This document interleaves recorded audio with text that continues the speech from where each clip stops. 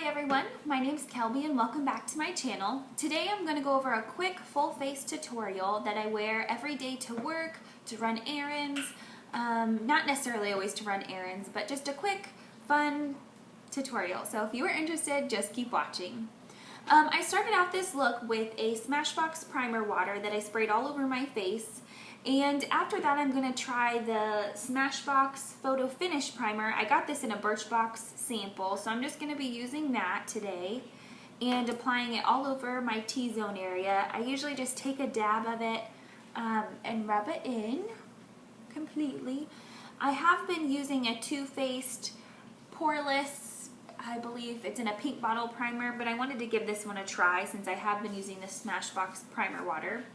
And then next I'm going to be going in with the Loreal True Match Lumi. I love this foundation lately. It has great coverage, it has a great price point, very affordable, and they also have just such a great color selection at your local drugstore. So next I'm going to be going in with this tapered Real Techniques brush, and I just apply 2 pumps of the product onto the bristles. Even 2 pumps is quite a bit. Sometimes you don't even need that much. This is just for a full face look to show you guys. As you can see, this foundation is a little bit darker for my skin. I do use a sunless self-tan, so I just try and match my face with my body. So that is why it is slightly darker at this point. I tend to exfoliate my face more, so it just wears off a lot quicker than the rest of my body.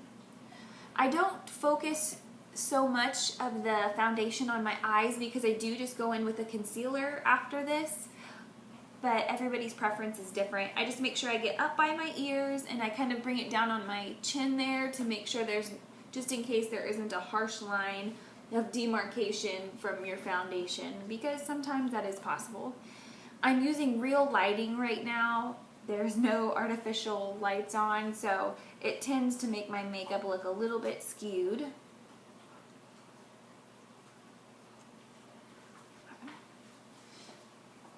Sometimes, depending on your foundation, if you ever notice that it feels a little cakey, which this foundation does a pretty good job at not doing that, you can always take a dry beauty blender and dab it over. That way it soaks up the excess product that is sitting on top of your skin. That's just a quick little tip for you. Next, I'll go in with my Maybelline Age Rewind Under Eye Circle Eraser. And instead of doing the half moon like some people do, I like to make a triangle. Just because for some reason I feel like it makes it look like I just went tanning in a tanning bed with those goggles on. And some people even apply it up their nose and along their whole T-zone, but I just, for this look, it's just a quick, simple to cover up some of these blemishes and uneven skin tone I'm fighting currently. This is the Rimmel Match Pefection. It's the highlight and conceal in one, and I just like to put that on top for a little bit more added highlight. Then I honestly just go in with my fingers underneath and I tap that in. I like to press it into my skin, and I apologize if you can hear my dog barking and making noises. Before I fully rub that into my skin, I go back in with the Real Techniques brush, and then I just dab that product right under my eyes and just press it in. Excuse that blemish. It's atrocious.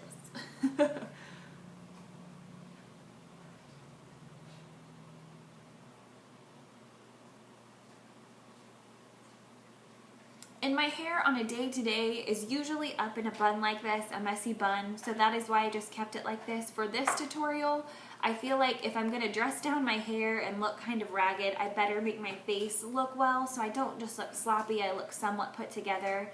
I work at a correctional facility, so I don't want to look too dolled up, but I don't want to look like I just rolled out of bed either.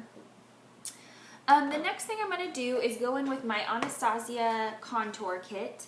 It is the cream, or not the cream, excuse me, it is the powder, and I just mix these 2 colors right here. I feel like this color has a little bit too much shimmer in it for my liking, so I just grab these 2 colors and place it right underneath my eyes and even bring it up on top.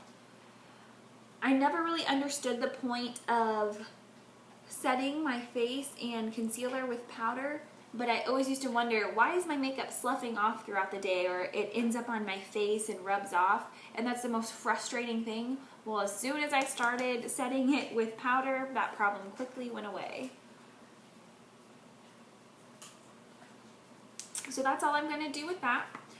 And then next I'm going to go in with my Hoola Benefit bronzer. This is a great bronzer. I've already hit pan on it, as you can tell. It's not too orange, and there's no shimmer to it, so it provides great coverage and just adds that nice shadow that you're going to use. You can use this for contouring, bronzing, whichever.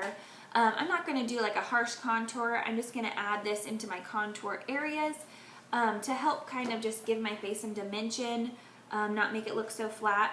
I just want to show you guys the comparison of the bronzers here. As you can see, the one here on my left is quite orange, and that's what I don't want from a bronzer. I use a selfless tanner already, and sometimes you can get that orange pigment, which I try so hard to avoid, and I feel like I've achieved that. I'm not going to ruin that by putting on a brown bronzer or an orange bronzer on top of it. So I'm just going to go in with my Bare Minerals. It's kind of a tapered brush here, and I'm just going to apply that into my contour areas. I'm not going to be too heavy-handed with that, just to add some depth to my face so it's not just all matte in one color. But again, you don't need to get too overboard.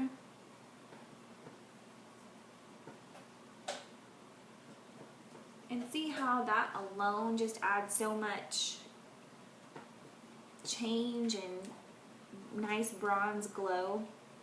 Some people go along their jawline. I will do that, but I like to take mine down my neck as well. Yes, you shouldn't even have to do that if your bronzer and your foundation match appropriately, but I know with this, the weather changing, my skin tone is changing, that's going to be kind of hard right now. So this I just like to make sure is a good transition so I don't have that line of demarcation down the side.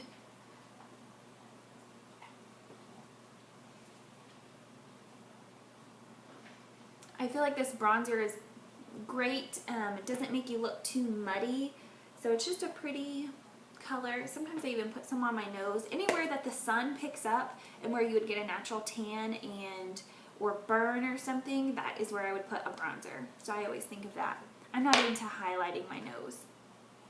The next thing I'm going to do is go in with a blush. This is the Urban Decay Flushed Strip Palette, and I honestly just used the blush from this. The highlight is a little too glittery for my taste, and like I said, the bronzer is not my favorite. It's just a little too orange. Not that some people wouldn't like it. I'm sure they would. It's just not my particular cup of tea, but I love, love, love this blush here. I'm just going to apply it onto the apples of my cheeks with this e.l.f. blush brush. It was only $3 at Target, and I love it. I used to never wear blush, but now I feel like I can't live without it. I was always just so scared, I think, because I didn't want to look like a clown, and I've seen some people do their blush, and it's just horrifying. So I love just popping some of this onto the apples of my cheeks. It kind of brightens up your face. Even if it's fall, I still feel like you gotta have a little pinched cheek look to you. So love that. If you ever apply too much, this stippling brush is great for going back over that and just kind of rubbing and buffing some of that out.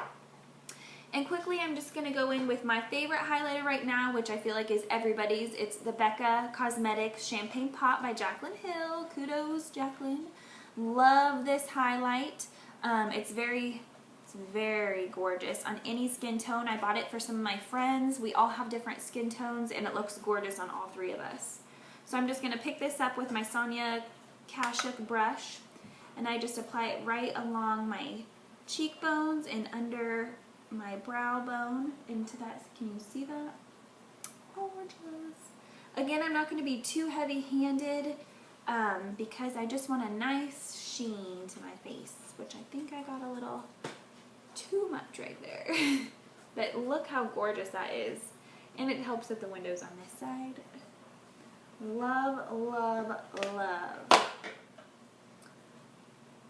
Buff some of that out there. There we go. That's better. So quickly, I'm going to go in with my Mercier translucent setting powder, and I just have a MAC 182 kabuki brush that I've just been applying that with. Just kind of tap that out. Again, it helps set my foundation so it doesn't slough off throughout the day. I'm sure there's several other setting powders that are great. This is just the one that I'm currently using at the moment. Alright, and last but not least is mascara. Typically, I take that back. Sometimes I will do my brows. I like the Anastasia Brow Wiz. I use it in medium brown. I think it was once ash brown. But for this look and for my work facility, I'm not going to do my brows. I'm just going to do mascara, and I will not do false lashes. So I just go in with my Tarte eyelash curler. I'm going to like this. And lately I've been using the voluminous Miss Manga by Loreal. They also have a yellow and black tube. That is the Chaotic tube. I like this one. I don't like my eyes to look chunky or spider leg-like.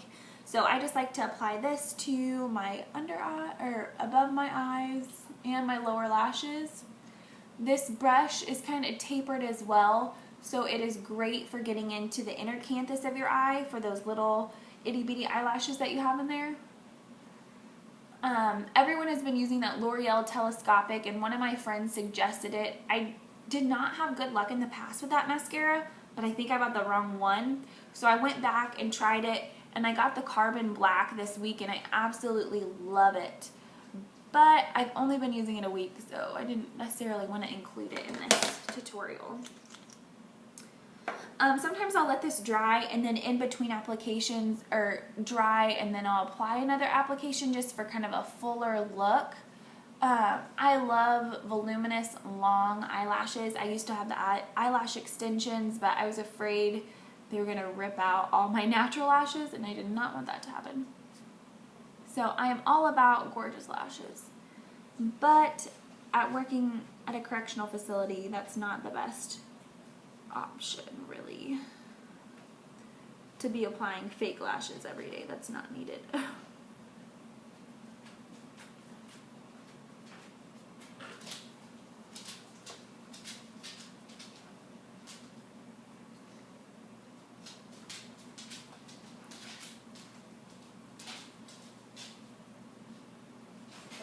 And after those dry, you can go in and add, or you can go in with your eyelash curler and recurl your eyelashes.